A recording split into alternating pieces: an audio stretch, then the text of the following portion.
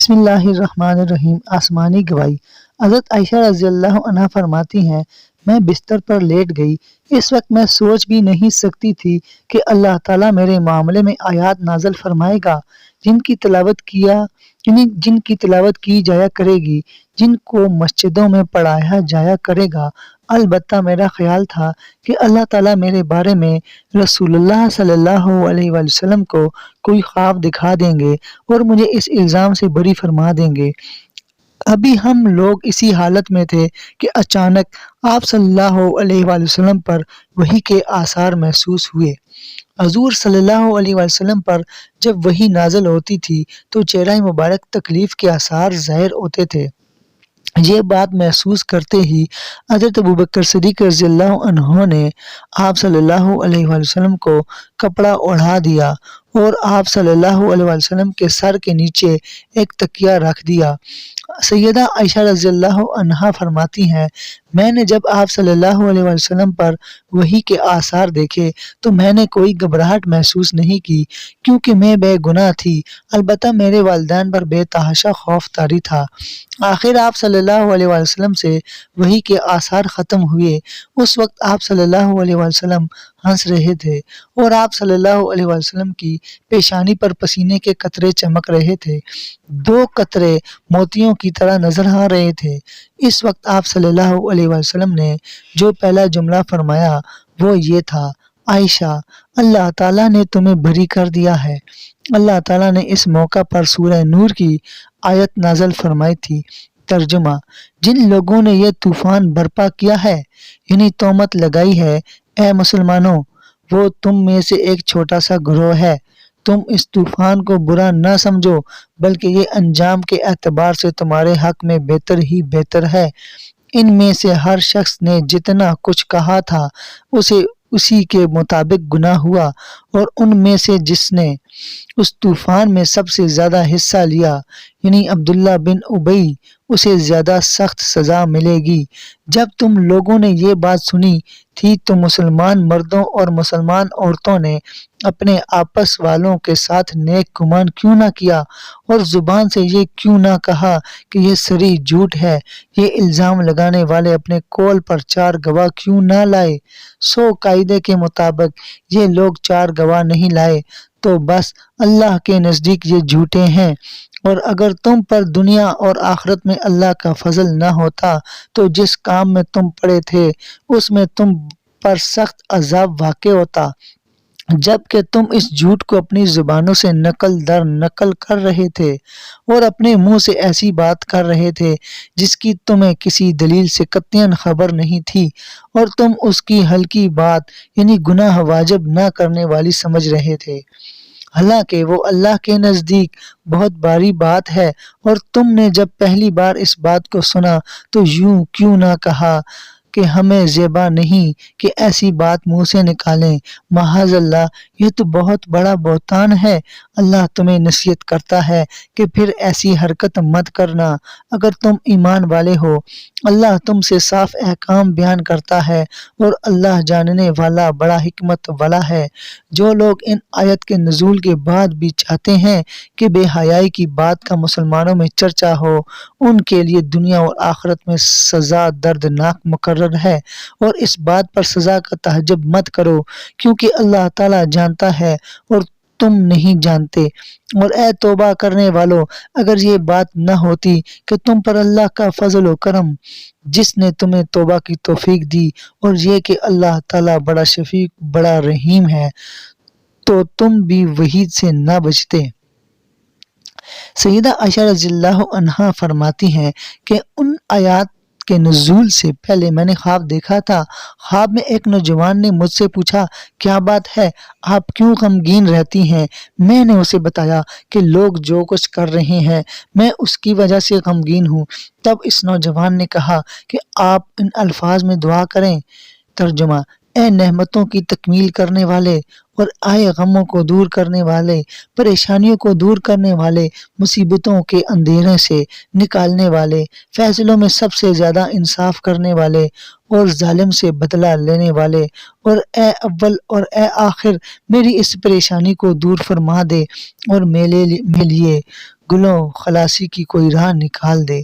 دعا سن کر میں نے کہا بہت اچھا۔ اس کے بعد میری آنکھ کھل گئی۔ میں نے ان الفاظ میں دعا کی۔ اس کے بعد میرے لیے برات کے دروازے کھول دیے گئے۔ الزام لگانے والوں میں مستہ رضی اللہ عنہ بھی تھے۔ حضرت ابو بکر صدیق رضی اللہ عنہ ان کی خبر گیری کرتے تھے، انہوں نے ہی ان کی پرورش کی تھی، لیکن یہ بھی الزام لگانے والوں میں شامل ہو گئے۔ جب اللہ تعالیٰ نے سیدہ عائشہ رضی اللہ عنہا کو بری فرما دیا تو حضرت ابو بکر صدیق رضی اللہ عنہ نے مستہ رضی اللہ عنہ کو اپنے گھر سے نکال دیا اور ان سے کہا، اللہ کی قسم آئندہ میں کبھی بھی تم پر اپنا مال خرچ نہیں کروں گا، نہ تمہارے ساتھ کبھی محبت اور شفقت کا برتاؤ کروں گا۔ اس پر اللہ تعالیٰ نے سورۃ النور یہ آیت نازل کی اور فرمائی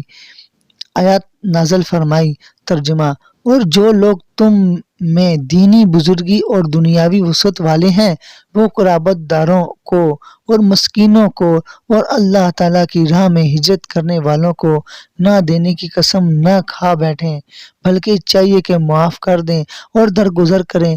کیا تم یہ بات نہیں چاہتے کہ اللہ تمہارے قصور معاف کر دے؟ بے شک اللہ تعالیٰ غفور الرحیم ہے۔ اس آیات کے نزول پر حضور نبی کریم صلی اللہ علیہ وسلم نے حضرت ابو بکر صدیق رضی اللہ عنہ سے فرمایا، کیا تم اس بات کو پسند نہیں کرتے کہ اللہ تمہاری مغفرت کر دے؟ حضرت ابو بکر صدیق رضی اللہ عنہ نے عرض کیا، اللہ کی قسم میں یقیناً چاہتا ہوں کہ میری مغفرت ہو جائے۔ پھر وہ مستہ رضی اللہ عنہ کے پاس گئے، ان کا جو وظیفہ بند کر دیا تھا اس کو پھر سے جاری کر دیا، نہ صرف جاری کر دیا بلکہ دگنا کر دیا، اور کہا آئندہ میں کبھی مستہ کا خرچ بند نہیں کروں گا۔ انہوں نے اپنی قسم کا کفارہ بھی ادا کیا۔ اسی غزوہ میں سیدہ عائشہ رضی اللہ عنہا کا ہار 2 مرتبہ گم ہوا تھا۔ پہلی بار جب ہار گم ہوا تو اس کی تلاش کے سلسلے میں سب لوگ رکے رہے۔ اسی دوران صبح کی نماز کا وقت ہو گیا اور اس وقت مسلمان کسی چشمے کے قریب نہیں تھے، اس لیے پانی کی تنگی تھی۔ جب لوگوں کو تکلیف ہوئی تو حضرت ابو بکر صدیق رضی اللہ عنہ نے حضرت عائشہ صدیقہ رضی اللہ عنہا کو ڈانٹا۔ اس وقت اللہ کے رسول صلی اللہ علیہ وسلم سیدہ عائشہ رضی اللہ عنہا کی گود میں سر رکھ کر سو رہے تھے۔ حضرت ابو بکر صدیق رضی اللہ عنہ نے سیدہ عائشہ رضی اللہ عنہا سے کہا، تم نے رسول اللہ صلی اللہ علیہ وسلم اور سب لوگوں کی منزل کھوٹی کر دی، نہ یہاں لوگوں کے پاس پانی ہے نہ قریب میں کوئی چشمہ۔ یہ کہنے کے ساتھ ہیں حضرت ابو بکر صدیق رضی اللہ عنہ نے بیٹی کی کمر پر ٹوکے بھی مارے، ساتھ ہی وہ کہتے جاتے، لڑکی تو سفر میں تکلیف کا سبب بن جاتی ہے، لوگوں کے پاس ذرا سا بھی پانی نہیں ہے۔ حضرت عائشہ رضی اللہ عنہا فرماتی ہیں کہ اس موقع پر میں اپنے جسم کو حرکت سے روکے رہی، کیونکہ حضور اکرم صلی اللہ علیہ وسلم میری ران پر سر رکھ کر سو رہے تھے۔ جب آپ صلی اللہ علیہ وسلم سوئے ہوتے تھے تو کوئی شخص آپ صلی اللہ علیہ وسلم کو بیدار نہیں کرتا تھا، آپ صلی اللہ علیہ وسلم خود ہی بیدار ہوتے تھے، کیونکہ کوئی نہیں جانتا تھا کہ اس نیند میں آپ صلی اللہ علیہ وسلم کے ساتھ کیا ہو رہا ہے۔ آخر آپ صلی اللہ علیہ وسلم نماز کے وقت بیدار ہو گئے۔ آپ صلی اللہ علیہ وسلم نے وضو کے لیے پانی طلب فرمایا تو بتایا گیا کہ پانی نہیں ہے۔ اس وقت اللہ تعالیٰ نے تیمم کی آیت نازل فرمائی۔ اس پر سیدنا ابو بکر صدیق رضی اللہ عنہ نے فرمایا، بیٹی جیسا کہ تم خود بھی جانتی ہو تم واقعی مبارک ہو۔ آپ صلی اللہ علیہ وسلم نے بھی ارشاد فرمایا، عائشہ تمہارا ہار کس قدر مبارک ہے۔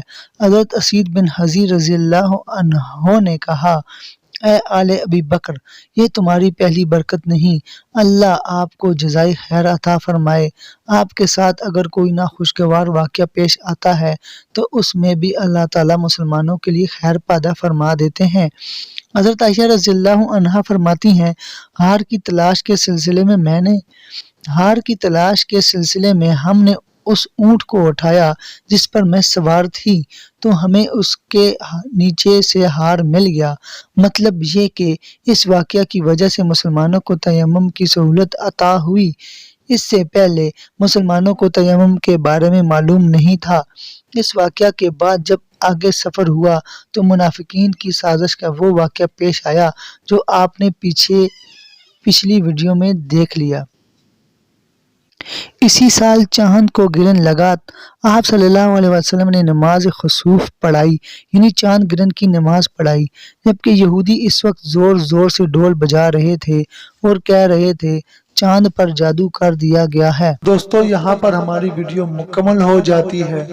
ہم نے جو پڑھا اور آپ دوستوں نے جو سنا، اللہ تعالیٰ اس کو قبول فرمائے، اور آپ دوستوں سے یہی کہوں گا کہ آپ اس کو لازمی شیئر کیا کریں ہماری ویڈیو کو، تاکہ آپ کو بھی اس کا ثواب مل سکے، اور جتنے دوست دیکھیں گے ان کو بھی ثواب مل سکے۔ اور جتنے بھی دوست ہمارے ساتھ منسلک ہو رہے ہیں، اگر وہ یوٹیوب پر ہمارے اس ویڈیو کو دیکھ رہے ہیں تو ہمارے چینل کو سبسکرائب کریں، ساتھ ہی بیل آئیکن کو دبائیں اور آل نوٹیفیکیشن پر کلک کریں۔ اگر فیس بک پیج پر دیکھ رہے ہیں تو اس فیس بک پیج کو فالو کریں اور وہاں سے اپنے دوستوں کے ساتھ شیئر کیا کریں، تاکہ آپ کو اس کا مکمل پورا ثواب مل سکے۔ تو انشاءاللہ ملیں گے اگلی ویڈیو میں، تو آپ انتظار کیجئے۔ اپنا خیال رکھیے گا اور آپ سے اجازت چاہتے ہیں۔ اللہ حافظ۔ اللہم صلی علی محمد عبدک ورسولک وصلی علی المؤمنین والمؤمنات والمسلمین والمسلمات۔